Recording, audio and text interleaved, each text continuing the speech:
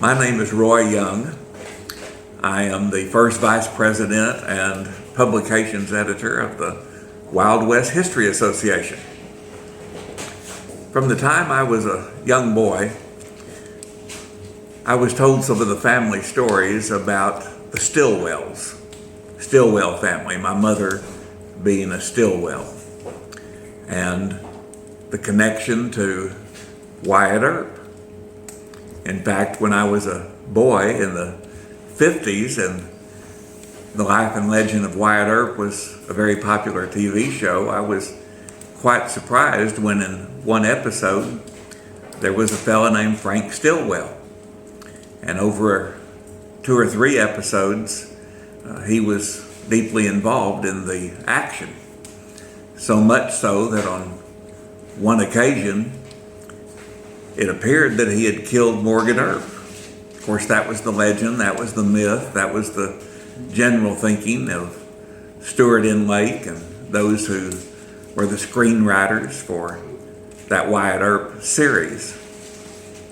A couple of episodes later, Wyatt Earp and Doc Holliday and some of their cohorts killed Frank Stillwell at the Tucson Depot, believing he was the culprit that had killed Morgan.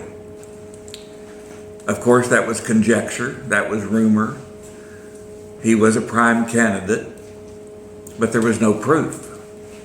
He was simply the prime candidate, being aligned with the so-called cowboys of Cochise County.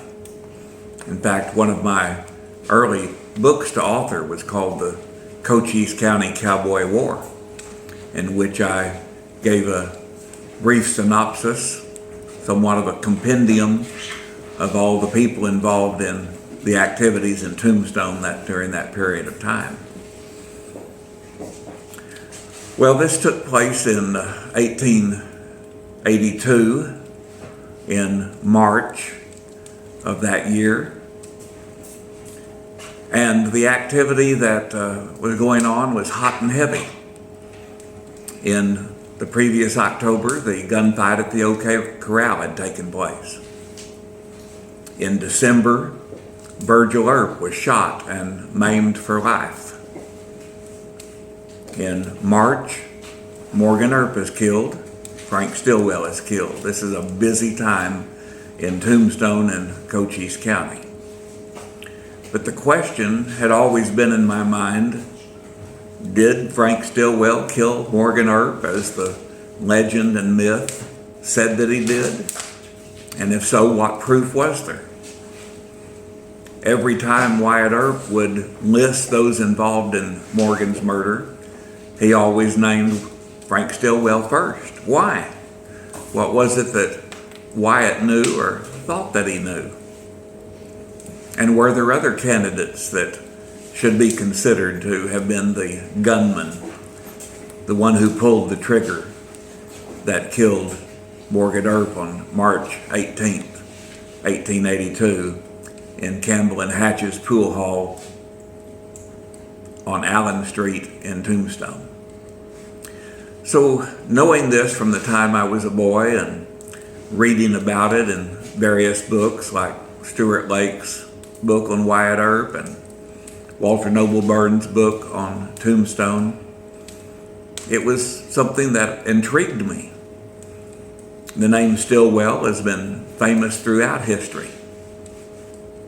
but Frank Stillwell and actually his brother Jack, who was a deputy U.S. Marshal and Frontier Scout in Oklahoma, were the two that I have centered my investigation on primarily through these many intervening years. In December of this past year, I edited an article called "Who Killed Morgan Earp? The Atrocious Assassins." And it's received a lot of acclaim.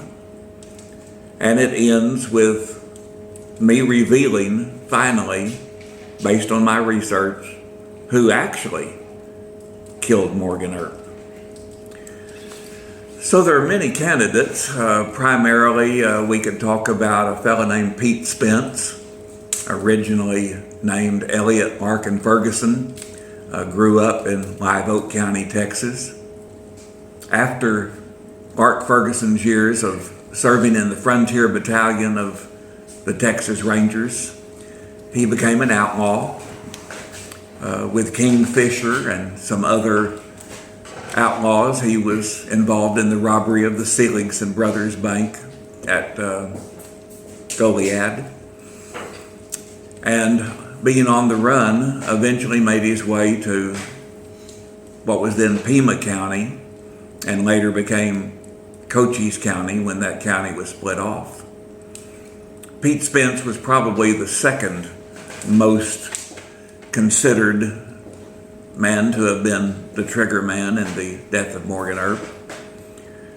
But at other times, Wyatt thought perhaps it was John Ringo or Curly Bill Brocious or any number of other men.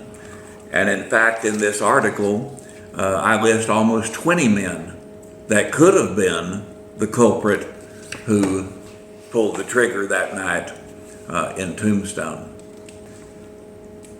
That night that Morgan Earp was killed in the pool hall, about 10:50 p.m., he lived for barely another hour, and during that time said very little other than a few words whispered to his brother Wyatt. He was attended by 3 doctors, but they knew immediately they could not save him. The one bullet that entered his body had done simply too much damage. And in fact, that bullet went on through and hit another man in the leg, George Berry. A second shot went just barely over Wyatt Earp's head. You see, they intended to kill Wyatt that night too. And when I say they, it was evident that there were several men in the alley, and the shot was fired through one of the panels, glass panels of the door at the back of the pool hall where Morgan and Bob Hatch, one of the proprietors, were playing pool. So Morgan lingered for a little less than an hour. Virgil, who had been in his sick bed following his shooting in December, which maimed his arm for life, was there. James Earp was there. Warren Earp was there.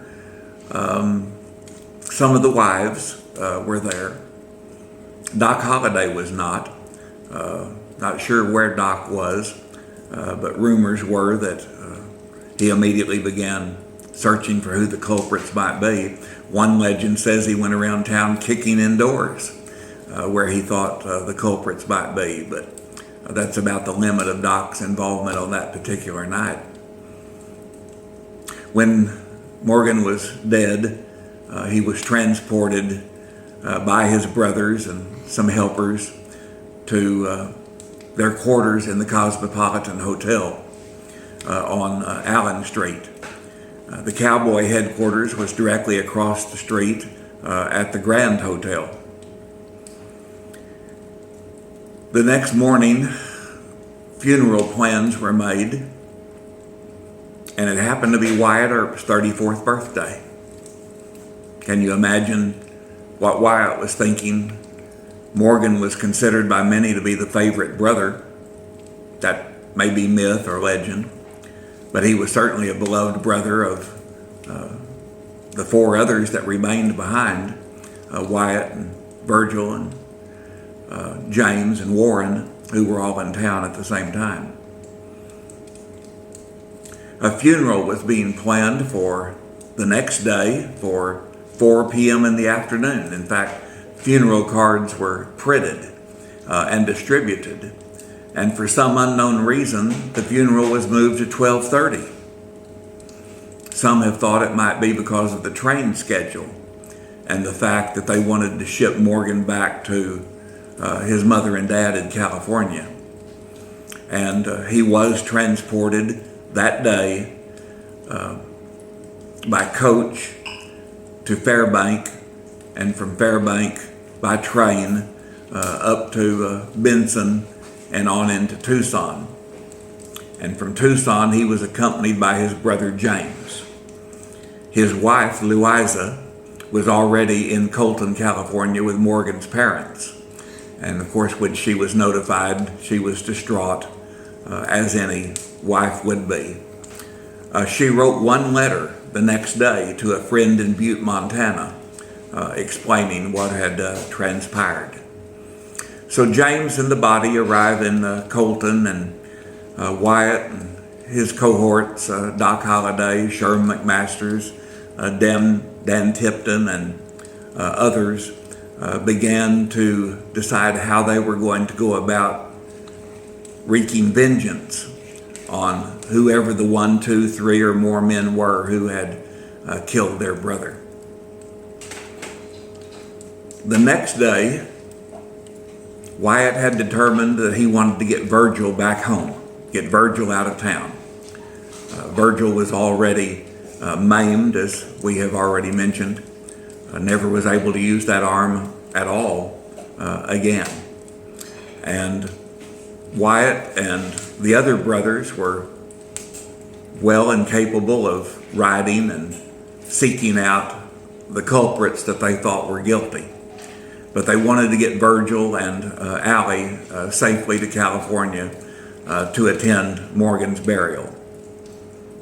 So in transporting Virgil and Allie to Tucson, they were accompanied by Wyatt and Doc and others of what we call the Vendetta Posse, and a vendetta it was. They arrive at the Tucson depot, and there they find Ike Clanton and Frank Stillwell at the train depot. Ike beats a hasty retreat back to the hotel, but Frank, very unwisely, begins to run down the track and between some cars, hoping to escape any possible confrontation with Wyatt and his party. But unfortunately, Wyatt came up upon Frank and shot him dead. Later, Wyatt would say that Frank pulled his pistol and was attempting to shoot him. But when Frank was found the next morning lying at the train depot, his pistol was still in its holster and no shots had been fired. But one newspaper man said that Frank Stillwell was the worst shot up man he had ever seen. And his autopsy shows a great many wounds by a number of different weapons. Well, let's go back now to who it was that might have killed Morgan Earp. And as I've said, Wyatt always put Frank Stillwell at the top of the list. But from that March 20th in Tucson began Wyatt's vendetta ride, in which he killed several individuals. So the vendetta ride began. Wyatt was out to get the 1, 2, 3, or 4 people that he suspected highly of being involved, including John Ringo, Curly Bill, Frank Stillwell, Pete Spence, Indian Charlie, Indian Hank, and a number of others. The first one he killed was Indian Charlie, also known as Judah Florentine, Florentino Cruz, or Florentino Sayas. But we know him more as Indian Charlie. Next, Wyatt got into a gunfight at a place called Cottonwood Springs, in which he claimed to kill Curly Bill Brocious, but he did not. Curly Bill lived on and probably died of natural causes many years later. Of course, that's a controversial statement that I've just made, and those of you who are watching may say, he killed Curly Bill, and I know he did. But I'm of the opinion that he did not, and that's a story for another time. Well, after many years of research and study and discussions and arguments and presentations and articles, I finally learned who actually did kill Morgan Earp. And it came about in a very serendipitous way. I was looking for some information on a Tombstone character named Milt Joyce. And in that article was a whole lot more than I expected to find. In fact, a good portion of the article was not even about Milt Joyce, but was about Jack Stillwell, Frank's brother, and an interview that he made at the Chicago World's Fair in 1893 when he was there with Buffalo Bill.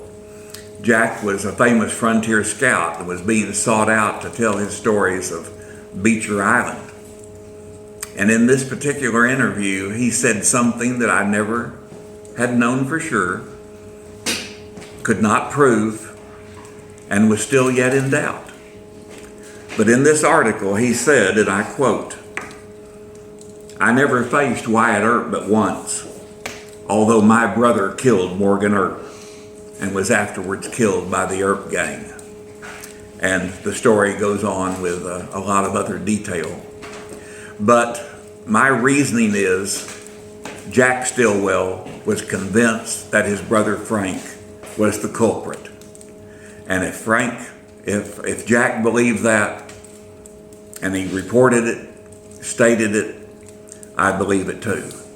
So I believe now we can end the question of who killed Morgan Earp with a solid answer: Frank Stillwell was the culprit.